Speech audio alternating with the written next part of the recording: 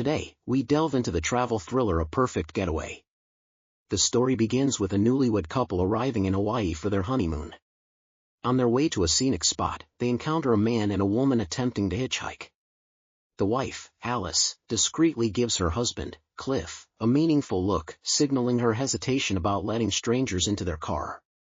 Initially, Cliff dismisses her concern, but after observing the shirtless, tattooed man, he deems him untrustworthy and politely declines their request by claiming their paths diverge.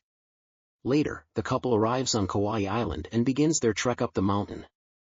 Not far into their journey, they encounter a treacherous cliffside path, making them hesitant to proceed. Show it no fear. At this moment, a man confidently walks past them. With the man's encouragement and guidance, the couple successfully navigates the perilous route. Subsequently, the couple decides to continue their journey with this man, named Nick. Along the way, they encounter several distraught women discussing something. Upon inquiry, they discover a brutal murder has taken place on Oahu Island. A newlywed couple was killed, and their teeth were extracted. It is rumored that the perpetrators were a man and a woman. Alice, startled, exclaims, "Oahu? We just came from there." Realizing Cliff and Alice are also newlyweds, the women give them a significant look, as if fearing trouble, and quickly depart. Their honeymoon is now cast under a terrifying shadow. The Cliffs feel a sense of helplessness, but having come this far, and believing the Oahu incident is unrelated to Kauai, they decide to stick to their plan and head to the beach to watch the sunset. After walking for a while, the trio arrives at a waterfall, where they meet Nick's girlfriend, Gina. Wow. Gina makes quite an entrance, appearing nude, a truly striking sight.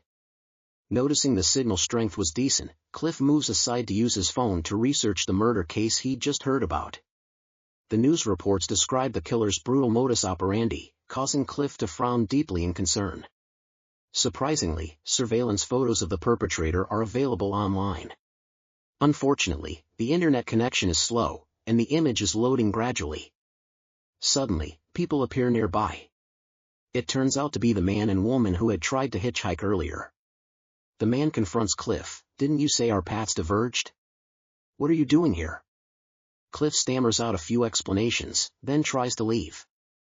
However, the man blocks his way. The man says, "Are you suspecting us of being the killer couple?" Just as Cliff found himself in a difficult situation, Nick appeared. Joy and happiness here?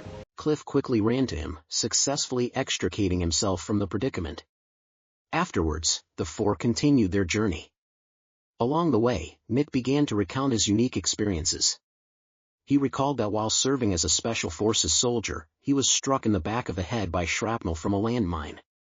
Surviving the ordeal, his skull was later repaired with a titanium alloy. Nick proudly stated, "The back of my head is metal, which makes security checks a hassle every time, but it also allows me to secretly carry weapons." As he spoke, Nick produced a dagger he had concealed on his foot. My little buddy. Cliff and his wife were startled, realizing that a man carrying a hidden knife was a dangerous individual. During a break, the two went aside to speak in hushed tones. Cliff mentioned that the culprit's photos had been posted online, suggesting they take a look. Cliff opened the image, which was somewhat blurry, only revealing the figures of a man and a woman. Cliff stated, "This must be Nick and his girlfriend. We should get out of here quickly." Unexpectedly, Alice refused to leave. She explained that she had spoken extensively with Gina, a heart-to-heart conversation between women that made her firmly believe Gina and Nick could not be the killers. She advised Cliff not to be so paranoid, reminding him that they were on their honeymoon and should try to enjoy themselves. We're gonna be fine. Helpless, Cliff could only brace himself and continue to accompany them.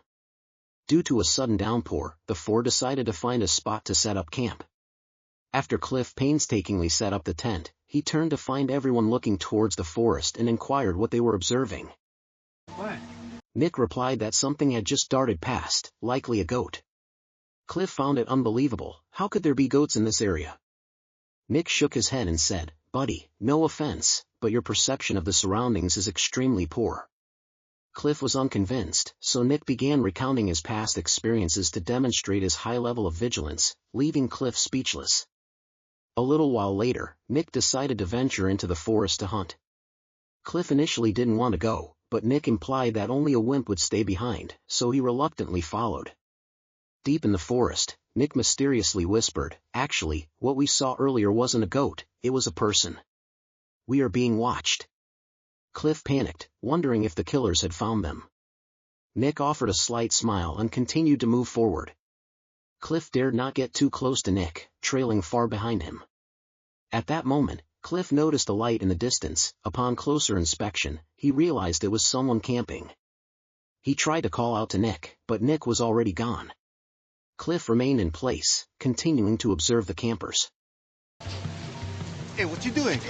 When someone appeared from behind, Cliff reacted violently, turning and tackling the person to the ground. The person quickly explained that he was a hotel staff member. It turned out Cliff had left his identification at the hotel, and the staff member had come to deliver it. Once the misunderstanding was cleared, Cliff returned alone. Soon after, Nick also returned. He carried a freshly hunted goat on his shoulder, a confident smile gracing his face. Cliff and his wife were dumbfounded. It was an incredibly masculine display. Baby, look at that. What astonished them even more was that after Nick put the goat down, Gina began to butcher it, her skilled movements sending shivers down their spines. That evening, Cliff and his wife conversed in hushed tones. Having witnessed the couple's ferocity, Alice now wanted to escape. However, Cliff believed they were close to their destination and should persevere a little longer. He suggested that as long as they continued their charade to mislead them, they would be fine. The next day, the four were woken by a broadcast. Stepping out of their tent, they saw local police using a helicopter to apprehend suspects. Face down, on the ground, down. They followed curiously and discovered that the arrested individuals were precisely the couple who had sought a ride.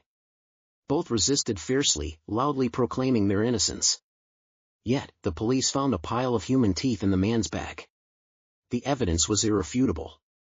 Thus, the two were apprehended. Everyone breathed a sigh of relief. The atmosphere became jovial.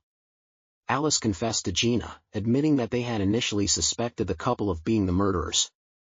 Gina laughed heartily, remarking that the feeling was mutual. In this manner, the four finally arrived at Sunset Beach. It was still early. Cliff invited Nick to go boating to see the sea caves. Nick agreed. Feeling bored, Gina took out Alice's camera and began to look at the photos within. As she looked, her expression suddenly changed dramatically. She dropped the camera. Then she shouted to Nick in the distance. Nick noticed his girlfriend but paid no attention, merely waving at her before continuing to paddle forward. So, what exactly did Gina see? It turned out the photos showed that the newlyweds were not Cliff and Alice. In other words, the Cliff couple was likely not as straightforward as they appeared. Seeing her boyfriend remain oblivious, Gina had no choice but to rush to the sea cave by land. Alice returned from her short break, saw the scene, and also gave chase. Gina, skilled and agile, climbed the cliff using a vine, then sprinted away. Meanwhile, Cliff and Nick arrived at the sea cave. Nick lay comfortably in the dinghy, took a sip of his drink, and suddenly felt something was wrong, as if the drink had been drugged. Sensing danger approaching, Nick reached for the dagger on his foot. At that moment, Cliff removed his glasses, revealing his true identity. He pulled out a pistol, pointed it at Nick, and said. With that, he pulled the trigger. Nick was shot in the head instantly, his body falling into the water. It turned out that Cliff and Alice were indeed the killers. Cliff desired to experience 100 different lives. Each year, he and his girlfriend Alice would murder several honeymooning couples, take the victims' possessions, and live under their identities. The police had just arrested the Hammer brothers because Cliff had framed them. He had secretly placed teeth into the Hammer brothers' bag beforehand, then told the waiter delivering the passes. Everything was executed flawlessly, even the highly vigilant Nick had not detected it. The moment the gun was fired was witnessed by Gina, who had just arrived. She let out a cry of sorrow and was discovered by Cliff. Cliff opened fire, but Gina narrowly dodged the shots. At this point, Alice caught up to Gina, and the two began to wrestle. Although Gina was fierce, Alice, being essentially the female protagonist of. After knocking Gina down, Alice picked up a knife and charged, intending to deliver a fatal blow. Gina dodged, and Alice fell from the cliff into the water. After catching her breath, Gina went to the edge of the cliff and extended her phone to take a picture of the water's surface. She then looked at the photo and saw no one there. She leaned over to look and saw only blood coloring the seawater. Amidst her grief, she also wondered if Nick might have miraculously escaped death. Gina walked to the edge of the sea cliff, hoping to spot someone in the water. It was only when a salesman unexpectedly called that Gina realized she needed to alert the authorities. She quickly pleaded with the salesman for help, asking him to call the police. During the call, her phone displayed a low battery warning. Just as Gina was speaking on the phone, Cliff suddenly climbed up and grabbed her foot. Gina struggled desperately, eventually managing to break free. Cliff raised his gun and fired blindly, prompting Gina to quickly drop to the ground. After the magazine was emptied, Gina was alive, though her palm had been grazed by a bullet. As Cliff began to climb up, Gina rushed forward with a knife and stabbed him through the hand. Taking advantage of his pain, Gina quickly made her escape. After climbing up, Cliff contacted Alice via walkie-talkie, stating, "Gina has called the police, we need to devise a plan." Alice replied, "It's all right, I'll go make contact with the police first." Meanwhile, Gina descended from the cliff and encountered several men, to whom she tearfully pleaded for help. Soon after, Cliff also caught up. Seeing the crowd, Cliff initially intended to falsely claim Gina was his girlfriend, but realizing it would be futile, he simply drew his pistol and shot the men dead. Just as he was about to fire at Gina, Nick appeared like a deus ex machina, tackling him to the ground. Nick had survived, the metallic implant in the back of his head had stopped the bullet. The two became entangled in a struggle, with Nick, a former Special Forces soldier, gaining the upper hand and pressing a gun against Cliff's chin. At that moment, the police arrived in a helicopter, with Alice on board, ready to identify the perpetrator as a victim. The police announced, "Drop your weapon," and then instructed their snipers to prepare. Seeing this, Cliff began to provoke Nick verbally, aiming to buy time and hoping the police would shoot Nick dead. Nick, indeed, fell for the ruse, refusing to drop his weapon, and the standoff continued. The officer asked Alice, "Is the one holding the gun, Nick, the culprit?" Alice nodded, her expression filled with sorrow. The police began the sniper countdown, 3, 2, 1. Suddenly, the sniper was ordered to stand down. It was Gina who had stepped in front of her boyfriend and convinced him to drop his weapon. Gina embraced Nick, saying, "You cannot die in front of me." Nick held his girlfriend tightly, relieved he hadn't done anything foolish. On the plane, Alice told the police. Upon seeing Cliff picking up the gun, the police decisively opened fire, killing him. It turned out that Alice had grown weary of a life of murder with Cliff. She yearned for a normal loving relationship, much like Gina's, and thus, at the very last moment, decided to end it all. On their way back, Nick proposed to Gina, bringing a perfect end to their story. Baby, you are a man in full. Indeed, it was a flawless escape.